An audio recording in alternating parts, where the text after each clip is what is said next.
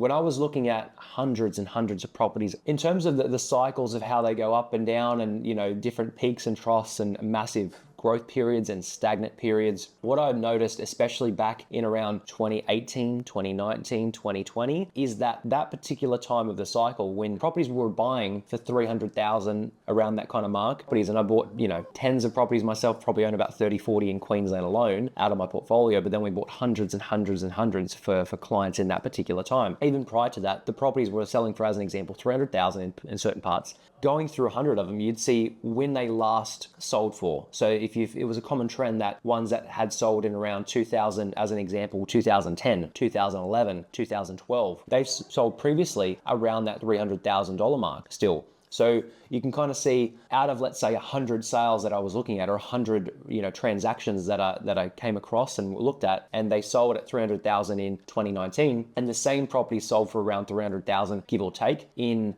let's say, 2011, then that means between that, 9-year period, that almost 10-year period, there wasn't much growth technically that's happened in that market at all, which leads to the fact and leads to the point that between that market, not much growth had happened between 2011 to 2019, 2020. So there was, that to me was a good indication that during that period, the entire metropolitan Queensland market was overall, I would say, in a flat, stagnant period of growth. On the opposite side of the spectrum, states, as an example, like Sydney during that time, in Melbourne between 2011 to 2019, went through a massive growth cycle where everything literally doubled in value in Sydney and Melbourne. And that's where I noticed different states, they grow at different times. And some states are in flat plateau periods, sometimes between 7 to 10 to 12 years. And while they're going through a flat phase, other states are growing. Usually,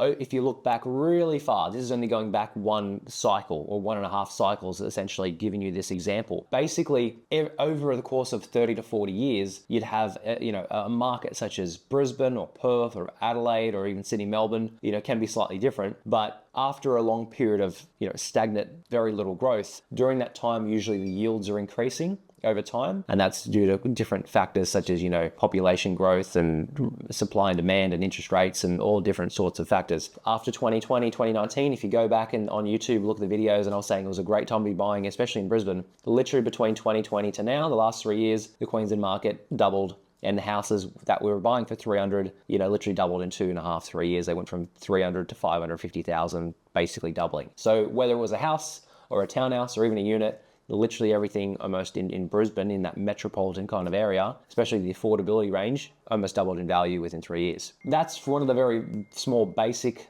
ways that you can tell if a market is in a stagnant period or in a growth period. If you go, and this is going through hundreds and hundreds of transactions, bear in mind. It's not just looking at 2 or 3, in certain suburbs. It's narrowing it down, to that particular state first, then obviously get capital city, then pockets within that region, and then if you can see the properties that they're selling at now, what have they sold for, 5 years ago, 10 years ago, 15, 20 years ago, 30 years ago. And you can see based off of the sales of when those properties had sold, if they sold for 200, then 3 years later, they sold for 400, you have to ask yourself what happened there? What happened in that 3 to 4 year period to make it go from 200,000 to 400,000? Was something done to the property? Was a renovation done, as an example? Did it have an extra dwelling put on the back? If that's not the case, if you compare that with another 100, 200, 300 transactions in that area, and around the same time, if you notice those sales, they've gone from 200 to 400,000 in a 3 year period, it basically leads you to believe that a growth cycle happened pretty much everywhere, and the growth ripple effect happened throughout that period of time.